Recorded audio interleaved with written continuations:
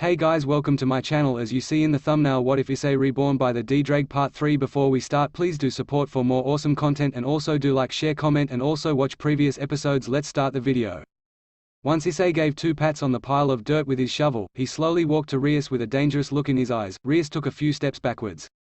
Issei, please tell me, Rias said with a ting of fear in her voice. Issei ignored her and extended his hand to the right, his boosted gear appearing. Sigh. Rias Gremory, have you ever heard of a thing called privacy of personal space? I'm sure your parents raised you correctly, so they must have taught you a few things, but, since you found out, then I guess it's only fair that I tell you, and partner, I can tell that you want to kill her. Please refrain from doing so, Ddraig said. Issei gave a sigh in disappointment that he couldn't kill her, but complied with Ddraig, for now. Now, after getting his scars, Issei was rushed to the thing you human call hospital. After checking him and making sure that all his injuries were treated, they examined him to see if he had any sort of illnesses. After that, the doctors said that he had depression, which I'm sure all of you have noticed by now. He has extreme paranoia, panic attacks and he may have dementia, but his most serious one is probably why he has to take these pills, Ddraig said. What does he have that make him have to take those pills? Rias asked a little hesitantly. He has schizophrenia, Ddraig said. What? Rias screamed in shock. No reason to be loud, most of the time, my partner controls it. By taking those pills, it keeps the voice quiet for about 3 hours. He takes one every morning during breakfast, one during lunch and one after dinner. Then what about his dementia? Rias asked, recovering from her shock. From what I have witnessed over the last 10 years, my partner never had a change of personality. He was just quiet as always. From what the doctors said, my partner had vascular dementia. He has yet to show the other symptoms, such as memory problems, trouble speaking or understanding speech, recognizing sights and sounds, being confused or agitated and a problem of walking and having frequent falls, Ddraig said. So he might not have dementia after all? Rias asked. That may be so, yes, Ddraig said. Ddraig then went silent, waiting for Rias' response. Well, dementia or no dementia, I promise that I'll stay by your side, Issei. Me and the others are going to help you through with your depression and with your revenge, but I regret to say that your battle with schizophrenia is yours. I can't do anything about that, Rias finished regrettably. Issei stood there, a little surprised. He thought that she would run away from him, saying to never approach her again, but instead, she'll stay close by his side, though he still shouldn't probably trust her. She might have said that, but she might end up stabbing him in the back. So Issei only nodded in thanks, but it was probably fake. Rias smiled with a small blush on her face. She then spread her devilish wings and flew away. Issei sighed and went inside his house. He went to his fridge and opened it, grabbing an search apple. He opened the television and sat down on the couch, taking a bite out of the search apple. After a small while, his mind began to travel back to the nun that he helped today. Just being with her for about 2 hours, she managed to make him smile for the first time in 10 years. Even if it was for a millisecond, it was still a smile nonetheless.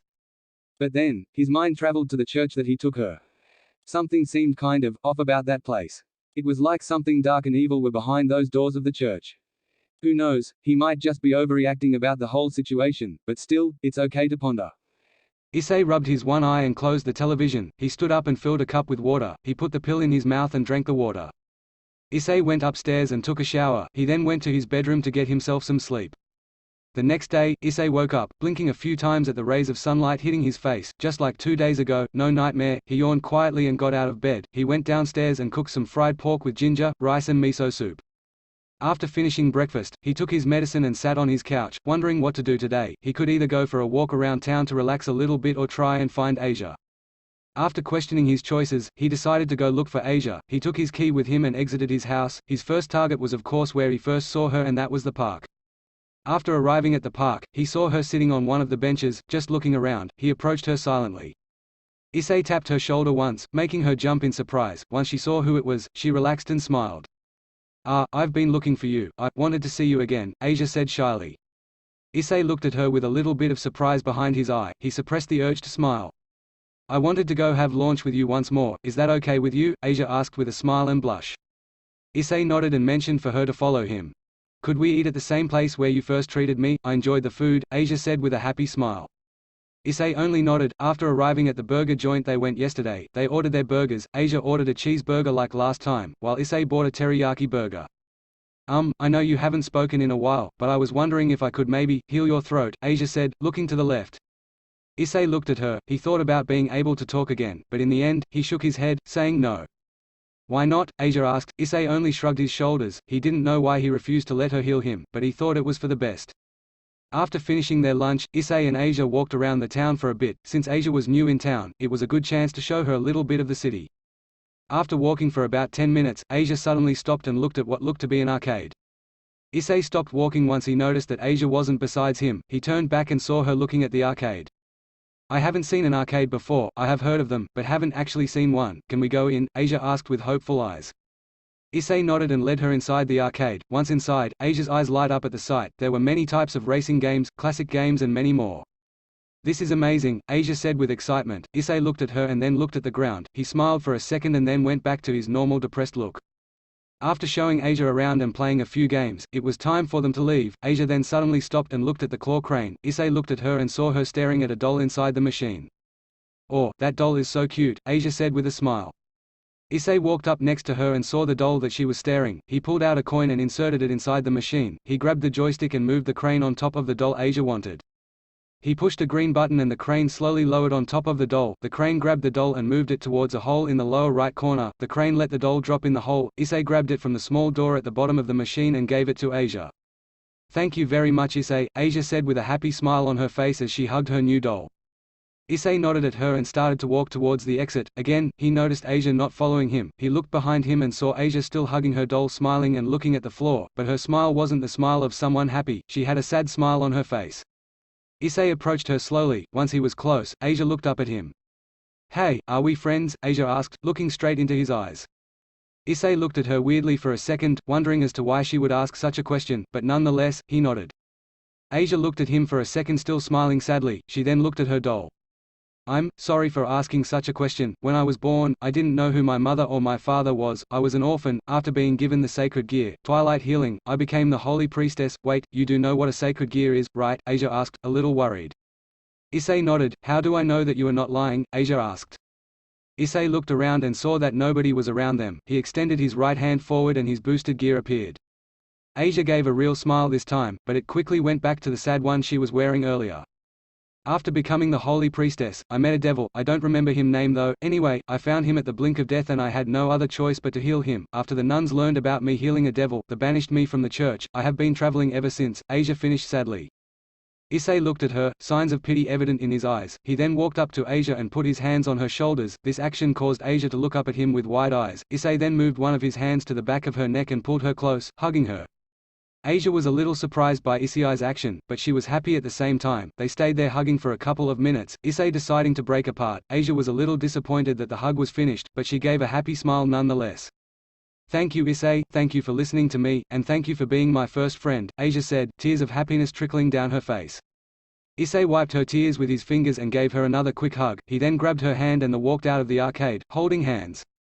It might have not been the most exciting day, but it was a happy day, because Issei now had a new friend. Issei exited the arcade with Asia in hand. It might have not been the most exciting day, but it was a happy day, because Issei now had a new friend he could probably rely on. They were walking towards the church that Issei left her off last time, but he felt like something was off. Just like last time, he felt something evil was inside that church. He wanted to tell himself that it was nothing, but he couldn't shake it off. Suddenly, a man wearing a pale violet trench coat over a white dress shirt with a matching ascot, black pants and shoes, and a black fedora came up to them. Issei could not see his eyes, since the fedora covered them, but he saw that he had black hair. "Asia, what are you doing? I thought we said that you were forbidden from leaving the church," the man said sternly. I'm sorry Ddraig, I wanted to meet him one last time before," Asia began, but stopped. This caused Issei to look at Asia with a curious expression. She was hiding something from him, obviously, but what exactly was it? He decided that now was not the best time to ponder on it. He stood in front of Asia protectively. Do you think that you, a lowly human, can protect her from a fallen angel such as myself?" Ddraig said as he extended his wings. Issei then remembered that other fallen angel, Rainier. She might any allied with this fallen. Of course, he wasn't going to tell him that he was the one that killed her. "Fallen angel Ddraig," a voice was heard through Issei's right hand. This surprised Asia and Ddraig. Issei extended his hand and revealed the boosted gear. The boosted gear, the Red Dragon Emperor," Ddraig whispered in shock. "Yes, it is I, but now it's not the time to be shocked by my appearance with my new host. Now on to business. I would like to ask you an easy question, and since you're a fallen, then you can give an answer. Where is your governor Kokabiel hiding?" Ddraig asked. Everything went quiet. It was like time froze all of a sudden, until Ddraig burst out laughing like a complete maniac. "Ha ha ha ha ha, why the hell should I answer to you? You think I'm scared of you or something?" Ddraig asked. "No, I'm not asking you to be afraid, but you definitely should be. You have no idea what kind of punishment awaits you," Ddraig said. "I don't have time for this shit. Asia, we're leaving now," Ddraig shouted at the nun. Asia hesitantly nodded and started to walk away from Issei. She didn't walk far. Issei grabbed her hand. Once she turned around, she saw Issei shaking his head, saying, "Don't go." Asia gave a sad smile to Issei. "It's okay, you don't have to be sad, everything will be okay," Asia said, but she and Issei knew that none of what she said was true. Issei didn't know what to do. He could let her go and never see her again, or he could fight for her. "Partner, for today you should let her go. I know it's going to be a difficult thing to do, since you bonded quite easily with her, but we will come for her tomorrow and save her. Plus, I feel that he is not alone in that church. I sense a few more fallen and maybe exorcists. It would be wise to retreat for now," Ddraig said inside Issei's head. Issei hesitantly let go of Asia's hand. She gave him one last sad smile and then walked towards the fallen angel. Ddraig gave a smirk of victory towards Issei, in which he glared at. Once Asia was close to Ddraig, he pushed her forward. "Walk faster," Ddraig demanded as he turned his back to Issei and walked away with Asia.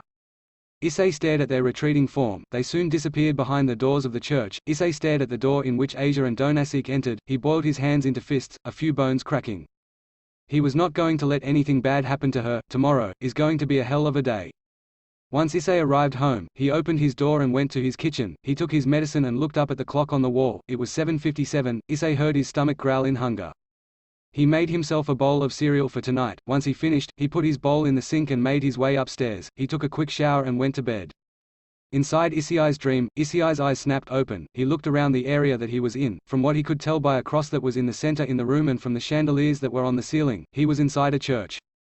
He looked around a little more and noticed a few dead bodies. He walked up to one and saw that he had white hair. He was dressed in clerical clothing. He had a deep hole on the top of his head and his brain was inside his ears and his mouth. Probably something heavy hit him on the top of his head which caused his brain to go inside his ears and mouth. The rest of the bodies were exorcists and two other fallen angels, which were both female, but he didn't recognize them. Issei then saw a door behind the cross. He went through the door and saw a pair of stairs going down. Once he reached the bottom, he saw the fallen angel that he met today, Ddraig, lying in a puddle of his own blood. From what Issei could tell, one of his wings was torn off, his eyeball was almost missing from its socket and his throat was sliced open. Issei then looked in front of him and widened his eyes. He saw Asia, curled up in a corner, her knees on her chest. She was looking at him with teary eyes and a horrified expression. Issei stared to approach her. "Don't come closer, you monster, please, spare me," Asia screamed at him in fear. Issei stopped dead in his tracks. He felt his heart break a little. He then remembered the bodies that were upstairs in the church and Ddraig's dead body. Was he the one who did all of this? He tried to tell her that he didn't remember doing all of this. He wanted to tell her, but he couldn't. He was hurting. The last person that probably ever cared for him might have just left him for good. Asia looked at his hurt expression. She looked to her left, not wanting to look inside his eyes anymore. "Please, just go, never come here again. I don't want to see you anymore," Asia said in a hurt voice.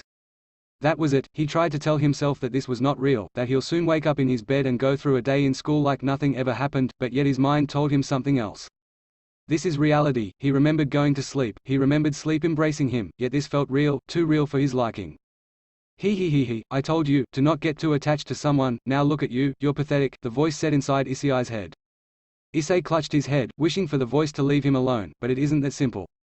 "Why do you keep fighting me? Why do you continue to fight your true nature? Just embrace it. Embrace the fact that you are a monster," the voice said. Issei began thrashing left and right, breathing heavily. "Oh, now I see, the reason that you don't accept me, I know it," the voice said, chuckling. Issei fell to his knees. "Is the reason that you don't accept me because you're afraid?" the voice asked. Issei now saw nothing but darkness. End of dream. Issei gasped and fell off his bed. One of his hands went on his throat as he struggled to breathe. His face turned as red as a tomato from the lack of oxygen. "Partner, relax, everything is okay, it wasn't real, the dream was not real. Deep breaths, partner, deep breaths," Ddraig shouted at his host. After a few seconds, Issei could finally breathe normally. He breathed heavy breaths as he laid down on the floor. He then picked himself up and headed towards the bathroom. That was his second panic attack, 2 days in a row now. With each nightmare, he had a panic attack. He opened his bathroom door and looked at his reflection. Not much had changed. He was still a little red though. It was going to fade away as soon as he reached school. He exited his bathroom and dressed in his school uniform. He went downstairs and made himself some rice and orange juice. After finishing his breakfast, he took his medicine. Since he was going to have lunch at school, it might be a good idea to take the medicine with him.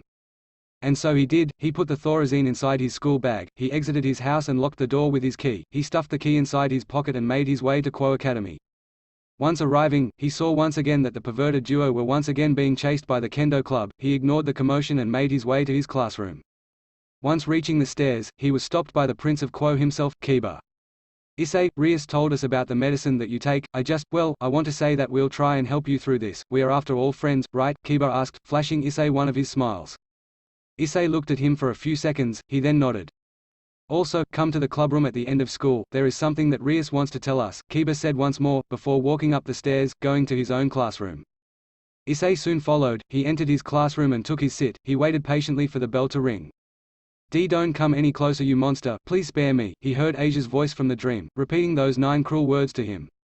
He shook his head. He wanted to believe that the dream was just, well, a dream, but he couldn't shake off the feeling that maybe it's an event from the future. Dreams can sometimes show you moments of what you are going to do tomorrow. Issei sighed as he heard the bell finally ring. He looked to his right and saw Mrs. Keiko enter the classroom, books in her hands. Good morning, class. Today we are going to be learning about ancient Greek mythology, mostly on the gods of Olympus and some of the ancient creatures in Greek mythology, Mrs. Keiko explained today's lesson. Issei decided to pay at least a little bit of attention, since Greek mythology was an interesting subject, so to speak. At launch, Issei decided to not have lunch today. Since he wasn't hungry, he decided to go to the clubroom and wait until the bell rings. Once arriving, H opened the door to see everyone but Rias in the room. Hello Issei, would you like some tea? Akano asked with a smile. Issei nodded. He needed something to drink if he was going to take his medicine. Once the tea was finished, Akano placed it on the coffee table. Issei nodded at her in thanks. Before he could take out his medicine, he saw someone standing in front of him. Issei couldn't see his or her face. It was covered by cloth. The cloth was wrapped around every single strand of hair. Issei, I know the reason that you don't want to accept who you really are, but ever so slowly, you will embrace me. It only takes time. Just you wait, the person in front of him said. Just like that, Issei's breathing quickened. He didn't want to accept it. He doesn't want to embrace it. Issei, can you hear me? A female voice asked him. Issei snapped back to reality and saw that Akano was staring at him with a worried expression. Kiba was also staring at Issei, worried. Kaneko, though, did not pay any attention at what was happening in the room and just continued to eat her sweets. Issei looked at Akano questionably. Once I gave you the tea, your breathing quickened and you put your face in your palms, hyperventilating. Are you okay? Is something bothering you? Akano asked. Issei gave a sigh and shook his head. Is it maybe the voice inside your head? Akano asked hesitantly. Issei looked at her. He then remembered what Kiba said to him at the stairs this morning. He nodded his head. Issei, don't let it tell you what to do. This is your own body. You can do whatever you want with it, Akano said, Kiba nodding in the back. Just then, the bell rang, signaling the end of lunchtime. Issei quickly pulled out his medicine and drank the tea, the pill coming after. Everyone watched him as he did so, feeling a slight wave of pity for the young man. They all exited the clubroom and went to their respective classrooms. After school, at the clubroom. Everyone was now assembled in the clubroom. Rias looked at all of them with a smile on her face. Now that everyone is here, I would like to tell you why I told you all to come here, Rias began. She stopped to take a sip of her tea. I got a massage from the Archduke. A stray had been spotted nearby. He told us to eliminate him, Rias said, standing up. Let's go, everyone, Rias said, walking out of the clubroom. Yes, President, the rest said, except Issei. They reached the area where the stray was, in the outskirts of town, in an old warehouse. The smell of blood, Kaneko said, covering her nose. Issei looked at her with a raised brow, then shrugged his shoulders and turned his attention back to the warehouse. Once entering, they saw that the warehouse had a lot of wooden boxes in it and a lot of dust. Issei heard Kaneko sniff as she breathed in some dust. Ah, now that I have remembered, Issei, this would be a very good opportunity for you to see how devils fight. Have you ever heard of the game chess? Rias asked. Issei nodded. Then as you know, in chess every piece has its trait, Rias said. Issei looked confused at what she said. Rias noticed his confusion and decided to explain it to him a little more simply. Let me teach you some history. During the Great War, a lot of lives were lost from the three sides, mostly devils. We lost a lot of pure-blooded clans, but one of our Mo's, Beelzebub, created the evil pieces, based on the game, Rias explained. Issei nodded in understanding. Suddenly, the ground shook. Rias turned her attention towards the sound. Stray devil Vissa, we have come to eliminate you, Rias said seriously, though keeping a smile on her face. You, eliminate me? Don't make me laugh, little girl. I'll paint your face the same color as your hair, Vissa said as she lounged forwards. Yuto, Rias shouted to the blonde boy. On it, President, Kiba said as he summoned his sword and jumped at the stray. Now, where was I? Oh yes, I remembered. Yuto is my knight. A knight specializes in speed mostly, Rias explained Yuto's trade as a knight. Vissa tried to impale him with a spear thrust, but Kiba easily dodged it, using his speed as an advantage. Once he got close enough, he slashed both of her hands off. Vissa looked at her hands and screamed in pain and anger, pain mostly. And as you can see, he is an excellent swordsman, Rias said, looking at her knight with a proud smile. You'll pay for what you did, Vissa screamed. Rias smiled.